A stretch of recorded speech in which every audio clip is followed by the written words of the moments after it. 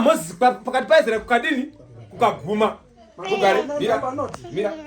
Zvinoreva kuti mambo unovana kuchemewa kana afa. Period yaanochemewa nayo yakasiyana neperiod inochemewa an ordinary person. Rugare 30 days dzakadeclarewa naMwari kuti vana vaIsraeri vacheme Moses vasina chimwe chavaita. Ndio ino dark age. Asi inenge iri dark age kuvanhu. Kuna Mwari haisi chinyi unenge achigadzira nzira dzake. Iye inguva yeyi yatakagara tichichema mambo Felix vakabvisa pakati pedi. Kune zvinhu zvakawanda zvakaitika munyika umu paZioni. Asi Mwari unozviita achida kuti agadzire chinyi chikoro chake. Hende manamba 9. Mashoko namba 9 anoti. Yes. Zvino Joshua mwanakomana waNuni. Kune mumwe zvemurume akanga achinzi Joshua, baba vake akanga achinzi Nuni.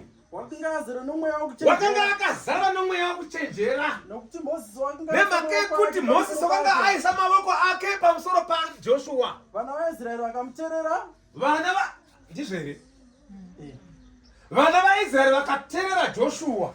Vakaita sezvaakarayirwa. Vakaita sezvakanga zvarayirwa Moses naJehovha. Rugare. Amen. Kana mukadzokera pasure, Moses vakanga atoona Mwari, akakwira naye pagomo reNebho, akamutaridza nyika. Iye unoona ndo nyika ndakapikira vana vaIsraeri, ndo Kenani, uko kwaDhani uko ndo kwaNafutari, iyo ndo kwaEfraimu, nenyika yese kwaManase, zvichidzira kusvika gungwa zasuku, asi wauchadini? Hauchasviki. Wakanga atovudzwa kuti haufaniri kuti muubve, ndikuti kana kuti gai nditi vajere munhu unonzi mutungamiriri haagadzwi paine vanhu. Musi wakagadzwa Joshua paya pasiri parufu, paya pasiri panyaradzo, uye waitomugadza ndiyo vanga ari mwene woumambo audzwa naJehovha. Ndoda kuti ndikutore nekuti kunyika yeIjipita, kunyika yeKenani hauchadini? Hauchasviki. Asi chitanga wandoropafadza Joshua usiri mupenyu. Waitozviziva wakasitudza vakuru vaIsraeri kuti iye handichadini? Handichasviki. Asi uyu ndiyo unoona kuti azokudini? Azokutungamirira. Mweya waMwari ndobva wazara muna Joshua. Rugare? Muna Samueri chapter 10 mbora yatiyo iye unonzi Joshua ndiyo akazitora vana vaIsraeri akavayamisa paJorodhani akapinda navo panyika yechinyi yeKenani. Rugare? Munhu unogadzwa nemunhu pasiri pachechi pane vanhu inongova officializing. Izvo zviya zvimwe zvinenge zvichirambwa futi zviya zvisine chingoti kusaverenga futi. Kusaverenga futi. Rugare? Amen. Regai mutaura zvinhu handisi ndikutaura zvakataura namambo Felix andika. Musi wavagadzwa zuva rovere kudai. Vakati regai mai vasimuke vadini? Vataure. Taurai mai izvo zvakaitika zvikanzi Bishop Tafiri nyika vakati vagadzwa. Musi Saturday. Vakati Sunday Monday. Musi Tuesday tikaenda mugomai. Ndina dengu namambo Felix tichinzovana ndovatamo tikozodzoka mangwana masikati. Asi taenda mumakuseni masikati takaona chiradzo chikuru chenyeredzi. Mambo vakati kana munhu agadzwa wamirira kudini? Kufa. Saka nhasi ndakugadza iwe Felix. Vasina kana 3 days vadini? Vagadzwa vakagadza mwana wavo Felix uyu. Kureva kuti period yakafamba mambo Tafire nyika vaifamba pavo pavakanganzi vabati asi vachiziva kuti already ndandosenda dini? Ndatogadza wangu. Rugare? Mbowa zvakaitwa Sauro. Madhongi arashika Akishi. Baba vake vakamutuma aine mumwe muranda famba anotsvaka madhongi. Hatingagari madhongi pasina nokuti aiva pfuma yavo. Ndobva vaenda vakatsvaka madhongi vakamashayiwa. Todini nguva yarebesa zvikaenda nomuranda baba vangatozvitambudzika pamusoro penyini. Ngatichidini? Ngatidzokera. Asi zvikanzi muno mune munhu uri muno unonzi muoni. Muprofita. Tadita mundobvunzira. Vanatofunga zvemadhongi. Asi ndiyo nzira Mwari anoda kuti uyu waanoda andodini? Andogadzwa. Paine bhuku wasvika vakasonga nevasikana vakavabvunza. Tinobvunza vapaimbai muoni zvikanzi wasvika makuseni uri muno. Asi unoda kutokwira kuti aendopisira chinyi zvipisiro. Asi pindai muguta mukasvika muchadai mugomuona ndobva varayirwa. Nguva yakasongana naSamueri wakanga achinzi Samueri. Samueri wakavaudza kuti zvamadhongi zvomunototaura imimi chitoregai zvamadhongi asi nhasi hamuchaendi ende kumba kwangu. Ndobva vandosvika ndobva vavata. Pai nokuti wakauza kuti kuti ndikuzivise zvinodikwa pamusoro penyu imi naJehovha. Mangwana nokuti pakagadzirwa nyama yokudya ndobva vagadzira ndobva yapera. Mangwana vofamba vototi vachidzokera kuguta kwavo kwaKishi. Ndokubva Samueri oti iwe Sauro iwe chiudza muranda wako uyu kuti adini aende nechepamberi ndisane chitaura newe tiri vangani tiri 2 ndikuudze zvinodikwa naJehovha. Paya pasina vanhu vakawanda. 10 verse nobva yati kudi vajere. Chapter 9 verse 10. Yes. Chapter 10 verse 9. Muri chapter 10 verse 1 sorry. 10:1. Chapter 10 verse number 1.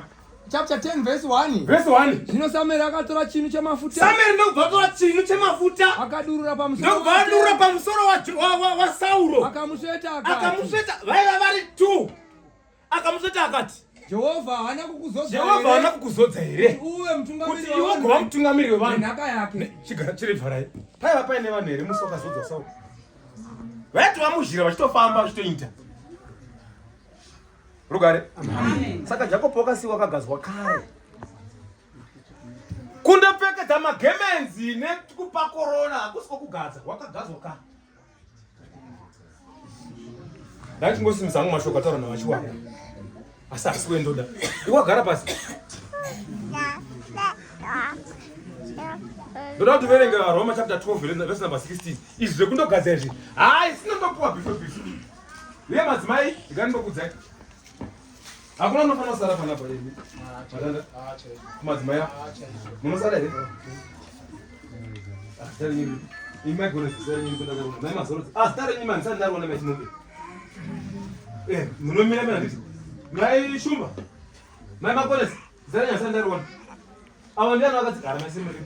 Mai sigara ripo. Mai mazwazo. Munosara here. Stari nyingi. Isa tudana no dini. Imirini makanyesa ile. Ani munoona munda wada wako nukupera. Panofona mambo wanu ngavalepo. Rava chapter 12 verse number 16. Right ikundapedza. Panzina vamazorodze. Andokutenda vamazorodze. Uye manatsa kuti mashombo kamadzisa. Madzisa anhu azhinji vasati vadini? Vauya. Asi vashoma vanga varipo. Kana une nzeve dzekunzwa wazvinzwa. Banzi tiri mutezo mumwe womumwe. Asi mumwe namwari mutezo uri pamuviri 1. Kristu ariye mutungamiri wacho. Yes. Zvinoreva kuti zvikanzi vamugora mumasiya mhino yenye here kumba isati tasati vana kuti chero vakada vanhu masi mhino inedi tineiona mhino yamugora mumwe iripo zvinoreva kuti pafamba makumbo aya tsoka idzi dzichitika pasi idzi anditika mhino yanga iripo maziso anga aripo muromo wanga uripo mazina anga aripo mutsipo wanga uripo musoro wanga uripo njere dzanga dzitungamirira asi dzisingaoni maoko kwaina amazoro dzachisiwinga for the balance of the body anditika dumbu ranga rakatakura nokuti ndiwe mune moyo makumbo chero akavapo moyo usipo ropa risikahambi zvakanaka zvinoreva kuti pamuviri vajere pane mitezo yakawanda yakasiyana siyana mumwe nemwe mutezo uine basa rawo irero basa rero ndio rinoumba body yemunhu.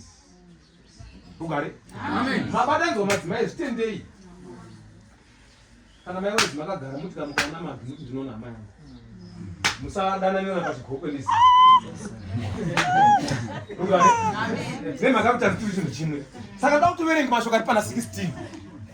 Mashoko pa 12:16 ndavaroma. Anoti. Mashoko pa 16 anoti. Anoti. Ive nemwoyo mumwe pakati penyu. Ngative nemwoyo mumwe pakati pedu. Tisatsvaka zvinorumbidzwa. Tisatsvaka zvinhu zvinorumbidzwa. Asi mufambidzane nezvinonipisa. Gara pasi. Ivai nemwoyo mumwe pakati penyu. Rugare. Mwoyo mumwe kana ukava pakati pedu vazenda. Nguva imwe neimwe tinenge tisingavonani kokuonana kudai mumwoyo medu tinenge tichidini tichionana uyezve tinenge tiri connected. Pai ndinokupai murayiro mutsva wekuti murana chapter 12 verse number 34. Nyika iyi inofanira kuti kana ikakutarisai kudai. The moment inokutarisai mararamiro nemafambiro emunoita igutsikane kuti zviro kwazvo imi muri vana vangu. Nemhaka yekuti pakati penyu munenge muine rudo mumwe kuno mumwe. Rugare? Masunzo here madzimai? Masunzo here madzimai? Wasunzo here magi? Hauna chavanzwa rokutarisa chaimu? Kana paitazwa pamusoro perudo ka vanhu ngavarege kuti ndongati rudo runotaurwa runoreva kumadzimai makuru. Madzimai makuru ngavarege kukutyai imi nemhaka yekuti munenge muchiti isusu hatibatiki uyatachebo. Pataura nekuti kubika kunogona kundonetsa. Ndachiwa mazozi vachitaura inini.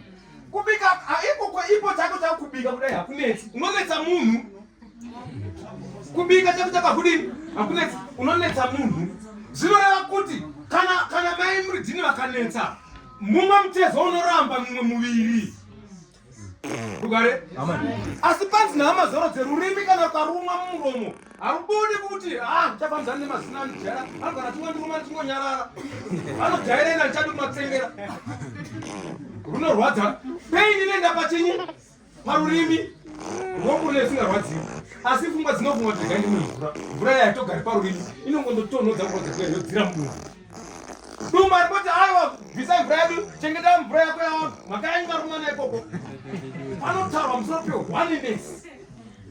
Oneness kana iri pavanhu Mwari unouya pavanhu.